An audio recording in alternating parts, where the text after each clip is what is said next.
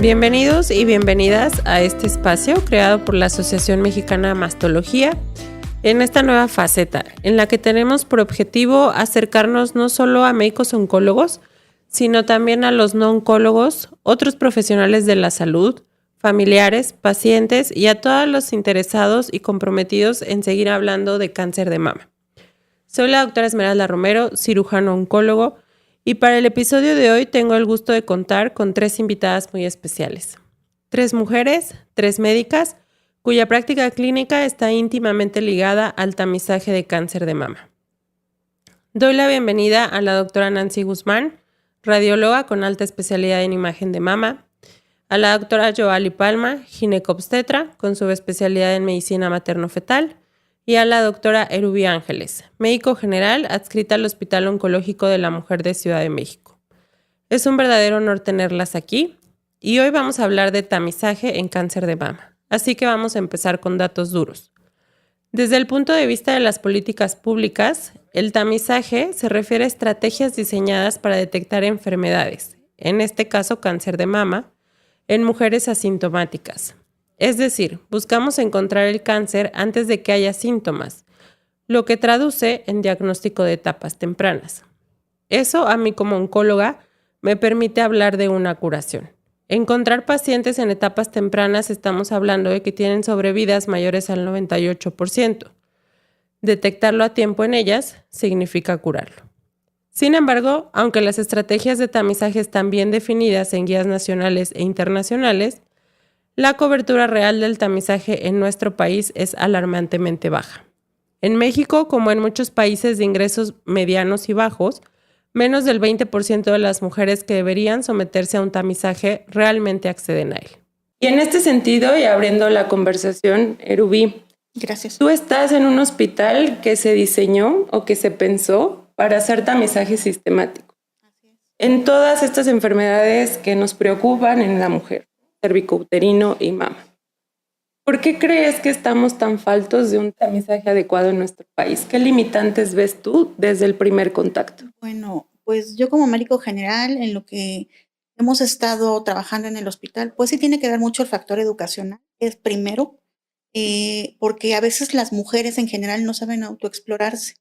Entonces yo creo que como médicos en general debemos de acercarnos un poquito más a la población para enseñarles a autoexplorarse. Esa sería la primera. La segunda, por el tabú de que cómo va a explorar un médico hombre, mujer. Hay mucha cultura de ese tipo de pensamiento actualmente. Posterior a eso, pues que no se hacen los tamizajes de acuerdo a las edades y pues mucha gente le tiene miedo a la mastografía. También es otra situación, el miedo que tiene la población, las mujeres en general, porque piensan que es muy dolorosa o en su defecto, en lugar de hacer un beneficio, van a desencadenar más el cáncer. En recursos, ¿cómo estamos en recursos de primer nivel? ¿Qué tan fácil es? No es tan fácil, no es tan común porque en el caso de las áreas gubernamentales se hacen campañas y bueno, se invita a la población. A veces las pacientes sí llegan a sacar cita y demás, pero es muy limitado el número de tamizajes que se hacen de mastografía, no sé, se da cierta cantidad. Entonces, algunos centros de salud, algunas situaciones en particular de medios económicos privados pueden hacerlas, pero no nos damos abasto en esa situación. Nos sobrepasa la población. Sí, sin duda, siempre que hablamos de tamizaje, creo que nuestro primer pensamiento es una falta de recursos y una falta de accesibilidad en cuanto a insumos hospitalarios e insumos de los centros que deberían estarse dedicando a poder ofrecer tamizaje sin limitación. Pero yo tengo un pensamiento y también creo que a veces resulta muy sencillo decir, bueno, es que las pacientes no se tamizan porque no tienen recursos, ¿no? O porque no están educadas para hacerlo. Pero tú trabajas en la medicina privada y eso, al menos en teoría, deberían ser pacientes cuya limitación económicamente hablando no sea tan determinante, ¿no? O sea, Si pudiésemos quitar, o sea, si dijéramos, no importa el dinero, yo tengo todo el dinero del mundo y puedo ofrecerle tamizaje oportuno en cáncer de mama a todas las pacientes, ¿tú crees que ese es el único problema? ¿Tú crees que esa sí es la barrera más importante para poder ofrecer tamizaje a todas las pacientes? No, yo sigo creyendo que sí es una barrera cultural. ¿Y a qué me refiero con cultural? A cómo nos hemos desarrollado como país, donde justamente yo creo que el miedo, cuando alguien oye la palabra cáncer, significa me voy a morir.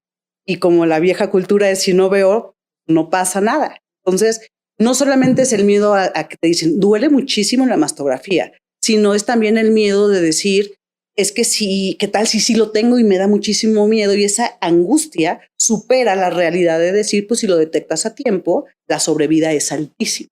Entonces creo que culturalmente ese es el problema y por ahí va mi crítica de pronto a las campañas de concientización donde te ponen salva la vida, autoexplora, que yo me voy a estar autoexplorando. Si me voy a detectar algo que me va a dar cáncer, mejor una vez más digo, pues no paso y veo hacia otro lado. Pues creo que ese lado de la barrera cultural es bien importante, o sea, mencionarla para poder cambiar las políticas respecto a eso. Simplemente hacer la mastografía o la detección oportuna o el tamizaje que queramos, no con base en el miedo, no con base en decir es que me voy a detectar cáncer, con base en decir el cáncer es parte de la vida. Si no hay vida, pues no hay cáncer. Entonces necesitamos empezar a llamarle por su nombre, a entender que no todo va a ser trágico y que al contrario, que como existe, lo vamos a detectar a tiempo. Yo siempre decía, hagamos una campaña donde diga tus 40 años, tu primera mastografía y personas decir, pues es parte de, así como tienes 18 y tienes que sacar tu IFE, así como tienes que cumplir ciertas reglas cuando tienes ciertas características, lo mismo es la mastografía. Entonces yo creo que justamente poner eso, el estigma también, eso siento que es otra barrera, ¿no? El miedo de, es que me da cosita autoexplorarme, ¿no? Así como hay personas que no usan la copa menstrual porque les dan cosita, lo mismo. O sea, a mí me da cosita estarme tocando y qué tal si veo una bola y no sé qué voy a hacer. Y como que ese tipo de cosas de empezar a conectar más a la mujer con la naturalidad de su cuerpo, ¿no? Pero como eso era importante. Sí, y en este sentido, como oncólogos insistimos mucho, hay muchos otros tipos de cánceres que sí puedo prevenir, ¿no? O sea, hablamos de cáncer de pulmón y digo, pues si no fumas, no te va a dar cáncer de pulmón, por decirlo de una forma muy burda, ¿no? El cáncer cervicouterino, bueno, hay que vacunarnos, hay que tener educación sexual, virus de papiloma humano. En cáncer de mama, la realidad es que no lo podemos prevenir. O sea, simplemente hablar de que el principal factor de riesgo para que nos dé cáncer de mama es que somos mujeres. Y que vamos a envejecer. Y que vamos a envejecer. Ya de ahí partimos de bueno, o sea, no se va a poder prevenir. Tenemos que hacer énfasis en poder hacer una detección oportuna. Y hoy, o sea, los estudios internacionales y nacionales han demostrado que el método de tamizaje adecuado para nuestra población, y por tamizaje me refiero a un estudio que pueda ser reproducible, que pueda ser accesible, que tenga la sensibilidad, que tenga la especificidad. El método es la mastografía convencional, ¿no? Pero la realidad, Nancy, es que en la época en la que vivimos, en este 2025, las pacientes y nosotros como médicos no solo escuchamos de mastografía convencional, ¿no? Tenemos resonancia, tenemos estudios contrastados, una mastografía contrastada, un ultrasonido contrastado, un PEM, una mastografía sin dolor, mastografía por impedancia, en las que tenemos nuestras reservas, pero la realidad es que están en el mercado. ¿Cómo le podemos transmitir a los médicos que están ahí con las pacientes, que están tratando de educarlas, que están intentando que se hagan sus estudios? ¿Cómo les podemos transmitir que la mastografía convencional sigue siendo el único método demostrado para realmente tener un impacto en la mortalidad por cáncer de mama?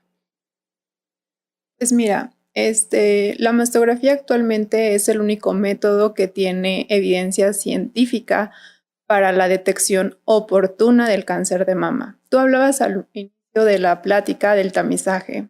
Tamizar es encontrar una enfermedad en población sana, sin. Y la mastografía, eso busca, una mastografía de tamizaje busca detectar de manera oportuna el cáncer de mama. Entiendo los tabús que existen en cuanto a la misma realización de la mastografía. Es debatible porque hay muchas pacientes que me han referido, a mí nunca me ha dolido. Hay otras pacientes que refieren que sí les duele mucho la mastografía. Pero ¿por qué la mastografía? ¿Qué es el estudio o qué hace ese estudio para la detección oportuna del cáncer de mama? Vamos a imaginar anatómicamente la glándula mamaria. La glándula mamaria se compone de varias cosas, ¿no? Dentro de ellas hay algunos lobulillos y dentro de esos lobulillos hay algunos acinos y todos al final llevan hacia los ductos o los conductos mamarios. El cáncer como tal, el más frecuente, que es el ductal, pues empieza justo alterando y proliferando a través de esos ductos. Entonces, lo primero que vamos a encontrar dentro de esos ductos son pequeños gránulos que tienen incluso la medida de lo que podría ser un talco de bebé, esos polvitos que están tan milimétricos que apenas y se alcanzan a ver en la piel y ya empiezan a formarse dentro de los conductos mamarios. Eso no es palpable, eso no es doloroso, eso es el primer signo temprano del cáncer de mama. Entonces, la mastografía actualmente es el único método que nos va a ayudar a revisarlos y a detectarlos de manera oportuna. No hay otro método. El ultrasonido no los ve, la resonancia magnética tampoco, la mastografía contrastada tampoco.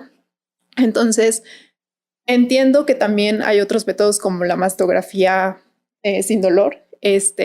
Suena muy bonito, muy mágico, incluso hasta fantasioso. Decir, me van a hacer una mastografía y wow, no me va a doler. Con eso me van a detectar el cáncer de mama.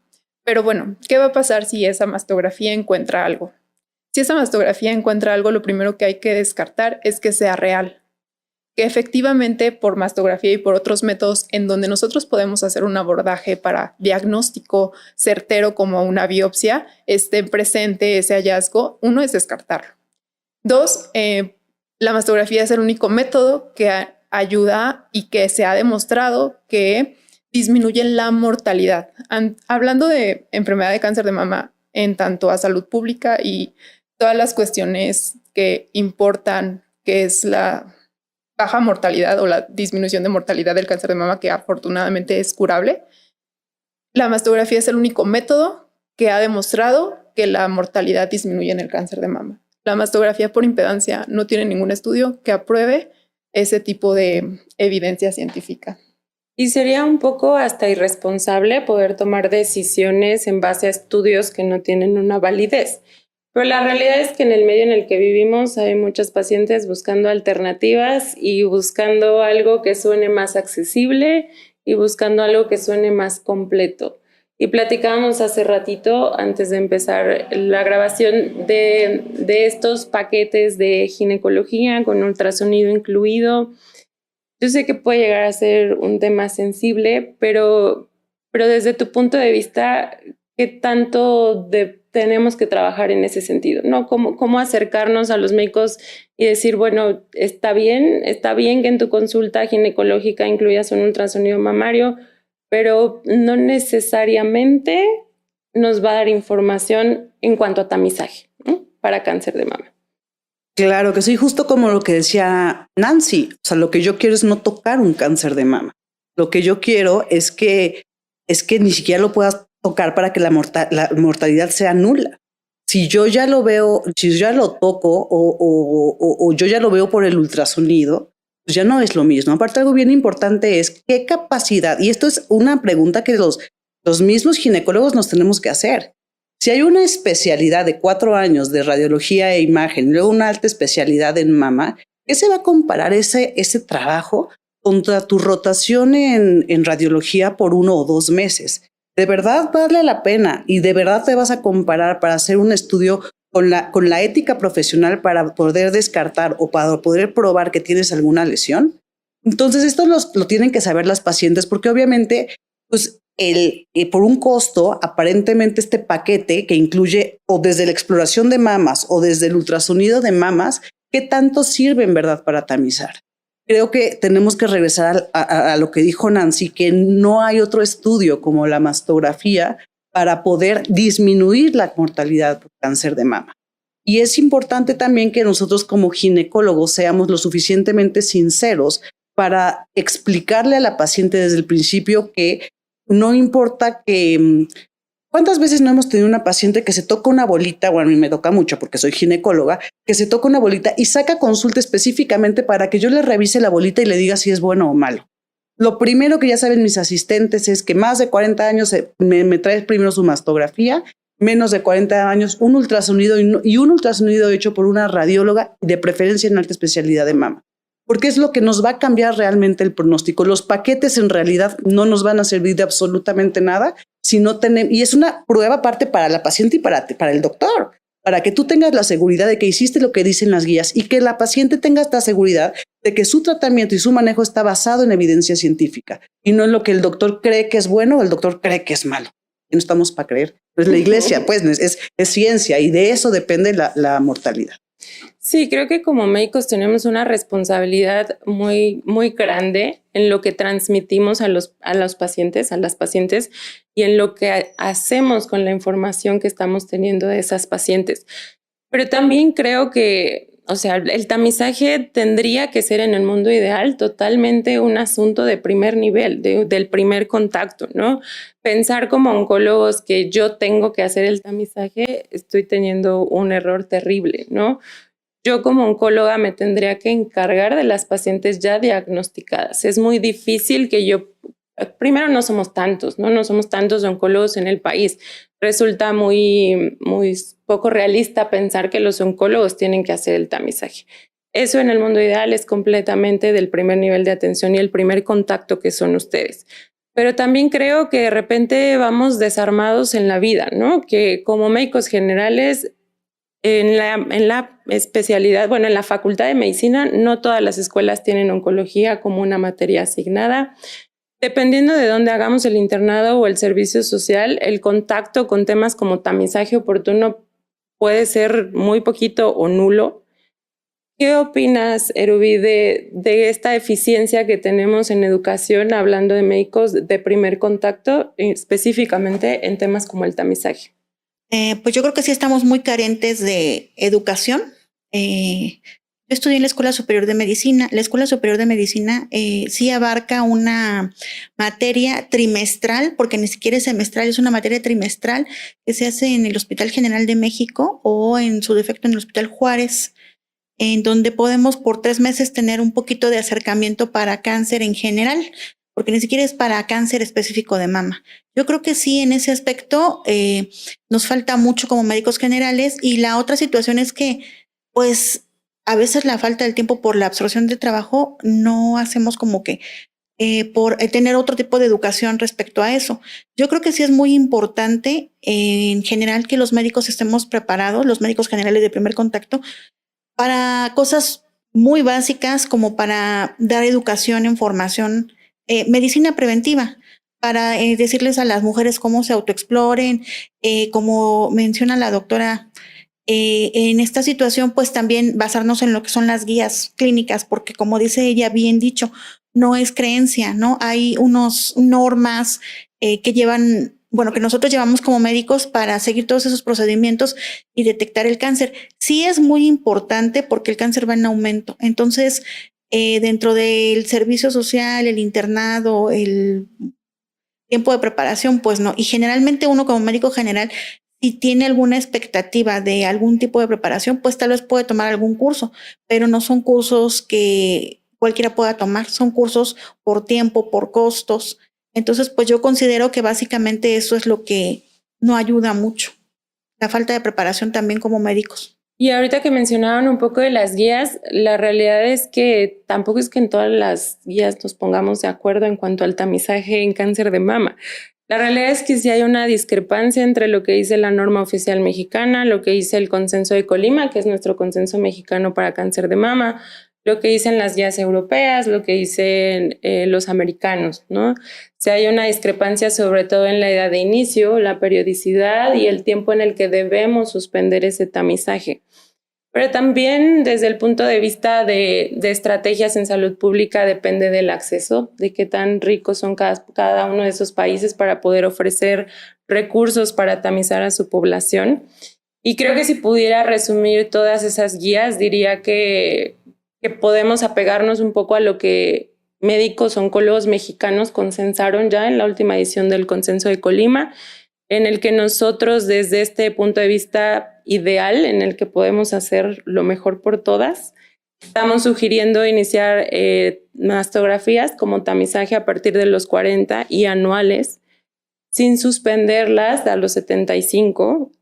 O sea, la única indicación para suspenderlas a partir de los 75 sería que la paciente ya no tuviera una adecuada esperanza de vida.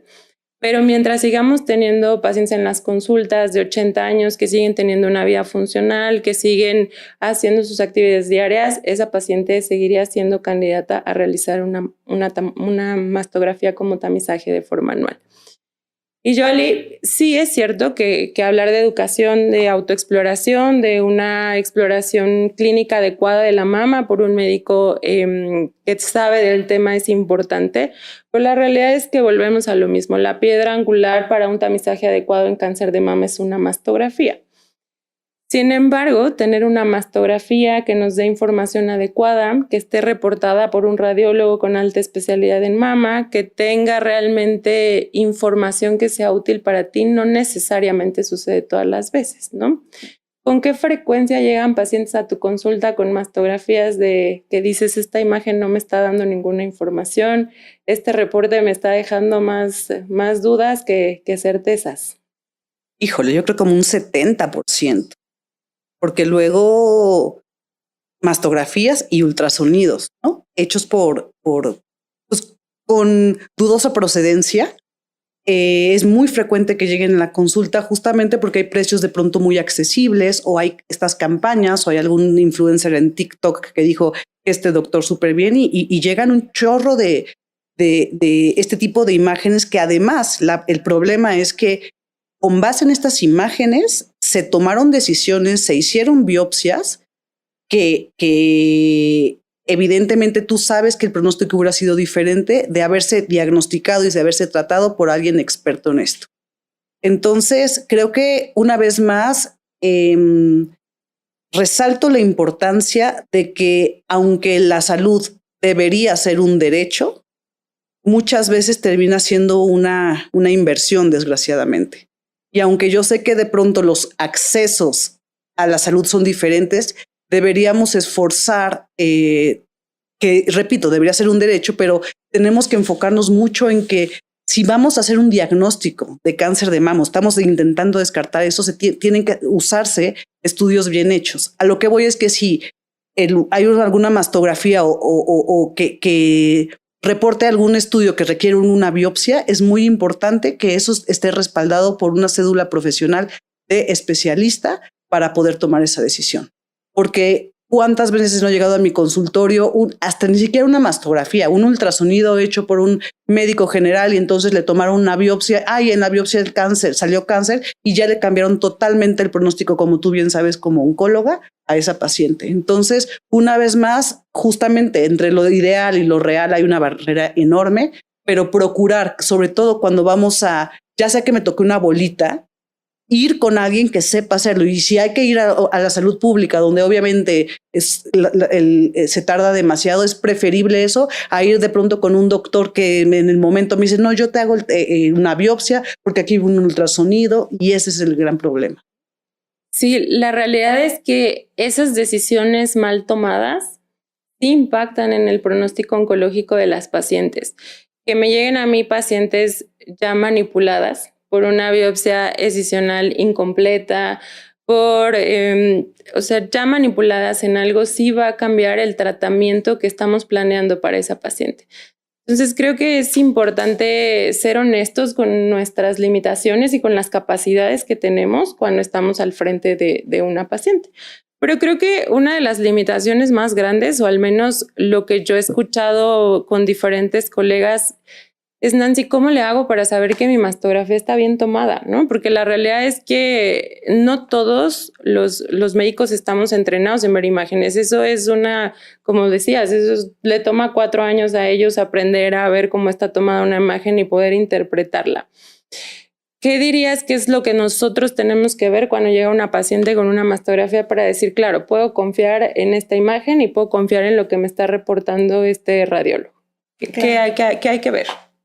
Pues mira, para empezar, una mastografía para tamizaje, lo que vamos a tomar es 2 imágenes en cada mama. La primera imagen es una visualización de la mama de arriba hacia abajo y la otra es una visualización en diagonal. Lo que hay que revisar es que prácticamente se incluya, por ejemplo, en la proyección diagonal que nosotros llamamos medio lateral oblicua, tenemos que observar que por abajo de la imagen agarren adecuadamente el pliegue inframamario, que no se corte la piel en esa zona. Y hacia la parte de arriba tenemos que poder observar adecuadamente el pectoral y parte del nivel 1 de la axila. En esa proyección y en la otra proyección, el perfil del pezón tiene que estar muy bien alineado, o sea, súper perfilado, no se tiene que meter, ni tiene que estar ni ladeado ni nada, o sea, tiene que estar muy bien perfilado para que nosotros podamos identificar varias cuestiones en una mastografía. Uno, la interfase de la piel, otro, la grasa, el tejido mamario y hacia atrás, el espacio retromamario, que obviamente en la proyección en diagonal, observando el pectoral, estamos dando por hecho que ese espacio retromamario lo estamos validando adecuadamente. El contraste. El contraste es algo que es muy importante en las imágenes porque necesitamos tener diferentes atenuaciones en una mastografía y todas se tienen que ver con bastante claridad. Es muy importante esto porque las calcificaciones se ven hiperdensas, lo que quiere decir blancas en mastografía. Entonces, la glándula mamaria tiene que verse adecuadamente con ese tipo de calcificaciones, o sea, tiene que tener un contraste adecuado en donde el calcio siempre se va a ver más blanco en las imágenes con mastografía respecto al tejido mamario. Tenemos que identificar adecuadamente la grasa con la interfase de la piel y pues prácticamente creo que es lo básico que tienen que ver en una imagen de mastografía. ¿Y cuándo deberíamos complementar esa mastografía con un estudio adicional? Hablando de ultrasonido, de resonancia, que ya dijimos para tamizaje no, pero si existen, si son útiles, ¿cuándo debemos complementar esa mastografía con un estudio adicional? Por ejemplo, teniendo la categoría BIRATS, siempre que venga el BIRAT 0 y tenemos que leer la recomendación del radiólogo o del mastólogo que la está interpretando. Esa categoría de BIRAT 0 siempre te va a recomendar un estudio adicional, lo que quiere decir que la mastografía es un estudio que en ese momento está incompleto para determinarte si los hallazgos pueden ser benignos, probablemente benignos, algo de sospecha. Entonces, ese estudio sí o sí va a ser complementado con algo adicional. Ahora, volviendo a un poquito a las cuestiones prácticas en las consultas, si la paciente viene por un bulto palpable y ya lleva su mastografía, y la mastografía evidentemente, ¿no? Se ve ahí un bulto. La mastografía no es el estudio ideal para darnos la composición de ese nódulo, porque puede ser un nódulo lleno de agua, puede ser un nódulo sólido, o puede ser que el mismo tejido mamario esté haciendo que ese nódulo sea indeterminado, que no lo esté viendo adecuadamente definido. Entonces siempre vamos a solicitar o vamos a recomendar que se complemente con un ultrasonido mamario. Por ejemplo, otros estudios como resonancia magnética o mastografía contrastada, que prácticamente tienen la misma indicación en pacientes de alto riesgo, por ejemplo, que ellas ya tengan con algún tipo de mutación genética, y ese tipo de estudios nos ayuda a detectar algo que la mastografía y el ultrasonido mamario pudieran no ver. Cáncer oculto, también, por ejemplo, algún ganglio sospechoso que haya salido con metástasis, pero mastografía y ultrasonido mamario no detectan ninguna alteración. Resonancia magnética contrastada y mastografía contrastada es un muy buen estudio para la detección de cáncer oculto.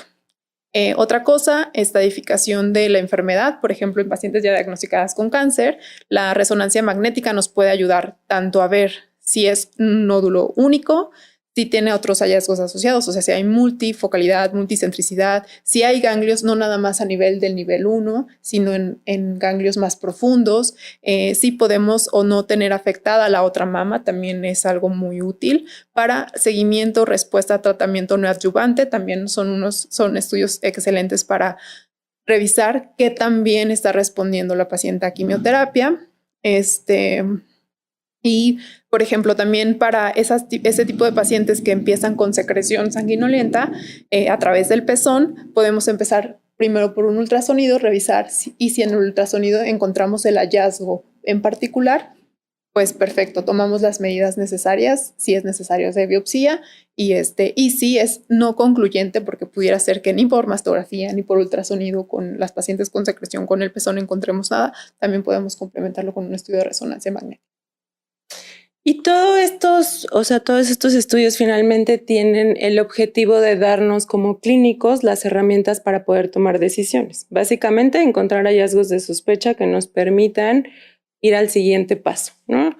Y por hallazgos de sospecha en mastografía siempre decimos la forma más sencilla, 0, 3, 4, 5, todo eso ya no corresponde a un estudio normal y sí necesita una valoración adicional por un oncólogo. Pero Ruby, ¿cuál es la realidad de nuestro medio? ¿Qué tan fácil es poder referir a las pacientes ante hallazgos de sospecha a una valoración de un oncólogo? ¿Qué tanto nos limita el medio en el que estamos? Pues nos limita bastante porque la población nos sobrepasa. Sí hay mucha gente ya con cáncer avanzado que a lo mejor llegan a la consulta y dicen, pues traigo una bolita, tengo una herida abierta, vengo del interior de la República y tengo algún tipo de secreción y ya es un cáncer muy avanzado. Nosotros lo que buscamos es tratar de referir a las pacientes, pero las referencias en la situación gubernamental, en los hospitales, pues son tardadas porque es mucha la población. Entonces solamente contamos con un hospital oficial dentro de la ciudad que es el INCAN para el control del cáncer. Los otros hospitales que nos pueden apoyar son el General de México, el Hospital Juárez, y pues creo que son los que tienen la más alta cobertura para ese tipo de cáncer. Obviamente, pues también está IMSS, ISSSTE, ¿no? Pero en general falta mucho recurso, es mucha la población y no se da alcance con todas las atenciones que tenemos que hacer. El tiempo es muy largo entre atención y atención porque, por ejemplo, me está llegando a mí una paciente, yo le estoy detectando que ya tiene un cáncer avanzado o le estoy detectando, ya llega con estudios, se refiere a oncología y pues va como que de nivel en nivel porque no todos los hospitales también tienen todos los recursos para dar las atenciones específicas o los estudios específicos porque a veces para las mastografías están muy saturados los servicios o para un estudio de resonancia. Depende del hospital y la cantidad de población. Realmente lo que sucede es que sobrepasa mucho la población para la cantidad de instituciones, tanto públicas como privadas, para atenderlo. Sí, y otra vez es la base de todo el problema, ¿no? Estamos en un sistema de salud pública multifragmentado que está sobrepasado en recursos humanos y recursos materiales y que eso pues impide el tratamiento oportuno de las pacientes y hacer un tamizaje adecuado. Pero yo también he observado en mi práctica privada y tú me dirás si has observado lo mismo, pero yo creo que incluso hay un grupo de pacientes que aún teniendo el acceso, o sea, que tú le encuentres algo en la consulta y digas, señora, necesita una valoración por un oncólogo, aún teniendo el acceso y no teniendo el problema de los recursos, se tardan en llegar con un oncólogo. Y ya a mí me han tocado pacientes que llegan 6 meses después buscando terapias alternativas porque ya primero buscaron y se fueron a un spa, un retiro y buscaron herramientas adicionales. ¿Qué hacer con esas pacientes? ¿Cómo las convencemos de que sí es importante buscar una valoración oncológica ante un hallazgo de sospecha? Mira, yo creo que esta es la mejor definición de por qué la medicina es un arte y no una ciencia, porque creo que el componente emocional afecta muchísimo. Yo estoy segura que si cambiáramos justo la frase que dijiste en un inicio de que pues no hay forma de prevenir el cáncer de mama porque somos mujeres y vamos a envejecer y simplemente empezáramos a hacerlo más cotidiano con nuestra vida, el cáncer y no asociarlo a muerte, la gente dejaría de tener miedo, que siento que es una de las principales causas por las cuales nosotros no buscamos atención oportuna. O sea, yo las entiendo. Yo tuve un mioma de 10 centímetros y yo decía, no me voy a operar, se me va a quitar solito así. Y estuve 2 años así muriéndome de dolor diciendo, se va a quitar, hasta que un día me levanté a las 3 de la mañana llorando y dije, este mioma no se va a ir con buenos pensamientos y me tuve que operar. Yo entiendo a la gente, yo entiendo lo que es sentir miedo de una cirugía, miedo del diagnóstico, miedo de tener la posibilidad ya bien importante o que te quiten una mama o que te mueras. Entonces, muy común y es importante que como personal de salud lo entendamos, porque aparte en la consulta médica privada puede ser que no sea más fácil explicarle a la paciente porque no tenemos la consulta de 25 pacientes. Pero imagínate en la salud pública que no le puedes explicar a cada paciente que no tenga miedo, que lo importante es detectar oportunamente, que cáncer no es muerte. Es más complicado hacer eso. Por eso yo creo que si desde el principio las campañas de concientización no se van a decir cáncer es muerte, salva tu vida, sino decir esto es parte de no te vas a morir, lo que queremos es detectar una lesión que no se palpa, entonces el pronóstico va a cambiar va a mejorar pues las tasas de sobrevida en el cáncer. Entonces básicamente es entender que el miedo es parte de la consulta médica, que tenemos que explicarles a la paciente que no hay forma en que se lo puedan saltar, que la evidencia nos habla que la mastografía es la opción, que aunque tengan una bolita y yo la revise, de todas maneras se va a hacer la mastografía, que mejor se haga la mastografía y luego vengan conmigo para no pagar doble consulta porque yo les voy a regresar a hacerse la mastografía. Y sobre todo que en el 2025 es muy poco probable que si hacemos la cosa que ya nos dijo la evidencia científica, se vayan a morir. Uh-huh. Sí, sin duda, como hemos platicado a lo largo de esta breve charla, el tamizaje de mama tiene muchos aristas, ¿no? No es un problema que se pueda resolver desde una sola trinchera. Hablamos del miedo que tienen las pacientes a acudir a su revisión clínica, de autoexplorarse, de los tabús que hay alrededor de todo lo que implica hacerte una mastografía. Entonces, a manera de cierre, más que a seguir un poco en lo mismo de todo está mal, pensemos en cosas que podríamos aportar, ¿no? En cosas que si pudiésemos en un mundo ideal modificar, lo haríamos desde nuestro centro de trabajo y de atención hacia las pacientes, ¿no? Entonces, Erubi, ¿cuál sería tu mensaje hacia los médicos de primer contacto? ¿Qué les podrías transmitir de la importancia de su rol en la detección oportuna de cáncer de mama? Pues primero que como médicos generales no estamos solos y tener bien conscientes que actualmente ya no es el médico como antes, que solamente era el médico y el médico resolvía todo, ¿no? Que actualmente la nueva generación o las nuevas generaciones están integrando o dando una atención integral con acompañamiento psicológico, con algún tipo de acompañamiento por fisioterapia, por nutrición. Obviamente no dejar de lado sus creencias religiosas, porque pues eso también sirve como de sostén y apoyo para las pacientes. Entonces, pues básicamente yo les puedo decir a los médicos generales que pues apoyemos mucho el cáncer de mama y no solo también el cáncer de mama, el cáncer cervicouterino, porque las tasas siguen en aumento, ¿no? Y específicamente pues enseñarles a las pacientes, teniéndoles paciencia, de cómo en una consulta general, pues mencionarles brevemente si ya se exploraron, si ya se hicieron su Papá Nicolau o Colpos, si ya tienen los 40 años, ya se hicieron su mastografía, porque normalmente cuando se pregunta eso, ya se hizo su mastografía, me la hice hace 3 años o me la hice hace 5 años, ¿no? Entonces yo creo que es mucho estarles sobre consulta y consulta, decirle ya se hizo su mastografía, ¿no? Hacerlas conscientes. Entonces, pues básicamente a los médicos generales, pues yo les podría sugerir esa idea y pues que no estamos solos, ¿no? Que la atención para un paciente actualmente debe ser de manera integral para su mejora.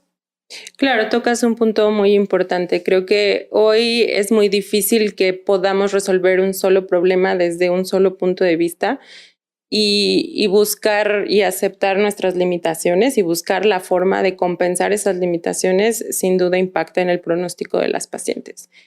Y yo, Ali, mucho hemos hablado de que, pues bueno, la mastografía es lo único que tenemos, ¿no? Pero si tuvieras el poder de modificar algo en estos estudios que hoy tenemos disponibles para tamizar cáncer de mama, desde la perspectiva de todas las pacientes que ves, desde la perspectiva propia, ¿qué modificarías o cuál sería tu estudio ideal para hacer tamizaje en cáncer de mama? Pues si yo quisiera es o sea, si algo que yo desearía sería que con la pura exploración clínica la pudiéramos hacer, pero ese es un sueño y eso no va a pasar. Y esto es importante decírtelo, que no me sirve de nada que las mujeres se autoexploren. Contrario a lo que nos han dicho todas las campañas de tócate, de verdad no funciona.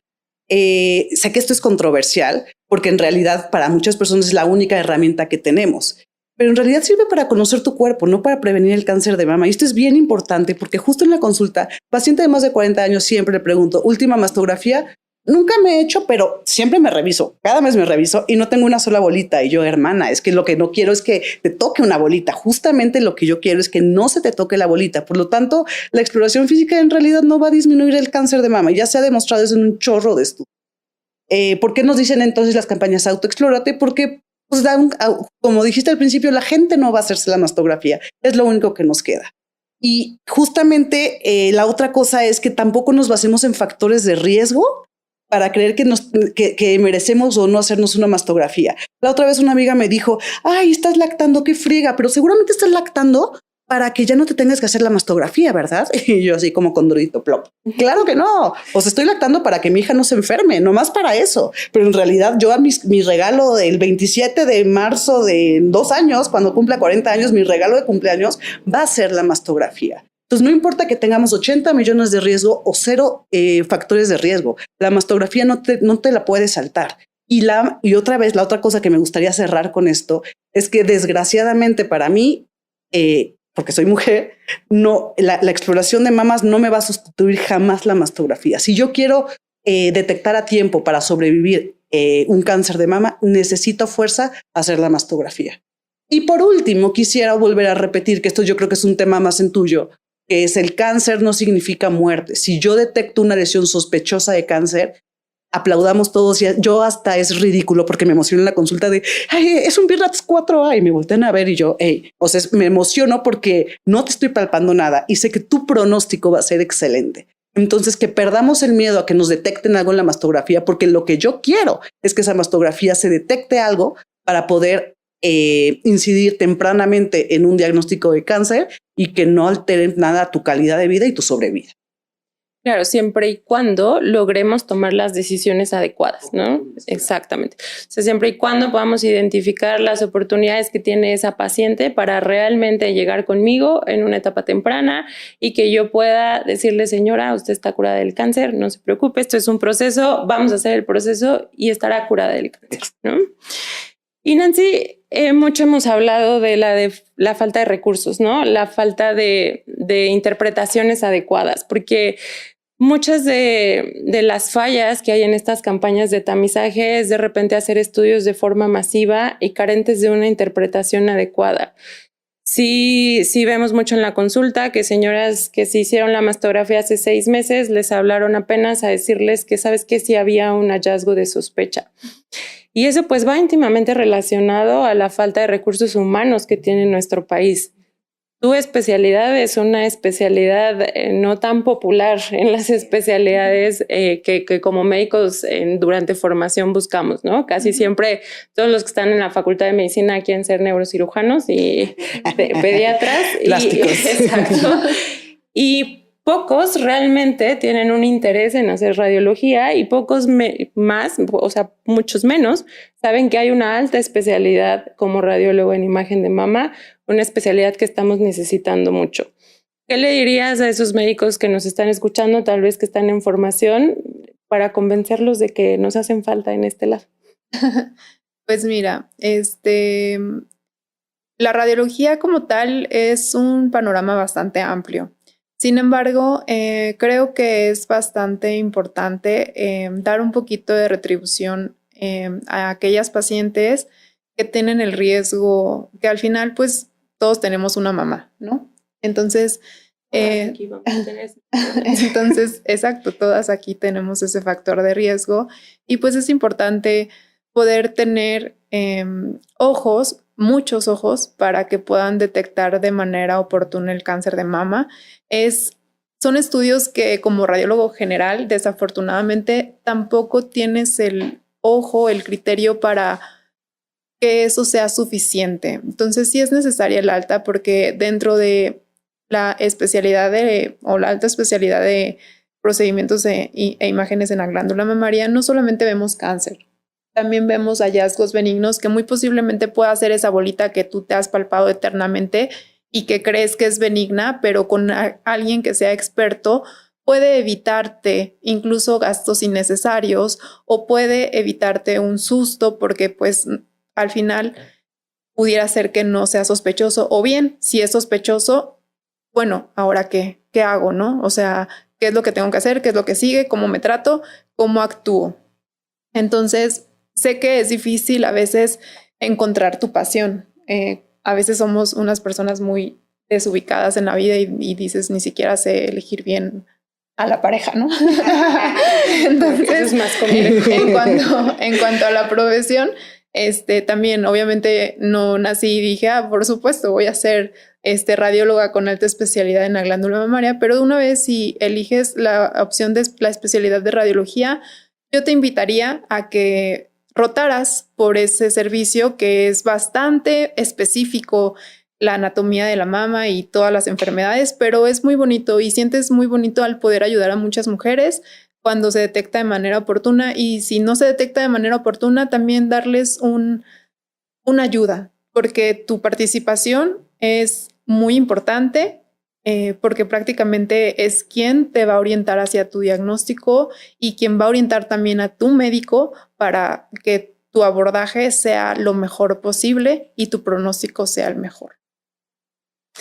Pues no me queda más que agradecerles a las tres su tiempo, agradecerles que nos dieran la oportunidad desde la Sociedad de Mastología de escuchar sus puntos de vista. Creo que el objetivo de este podcast es que como oncólogos nos bajemos un poquito de nuestra nube y de nuestra esfera en donde nos gustaría que las cosas sucedieran de una forma en la que no suceden. Y es muy importante escuchar los diferentes puntos de vista para poder entonces nosotros proponer diferentes alternativas, ¿no? Entonces les agradezco muchísimo que estuvieran aquí. Gracias.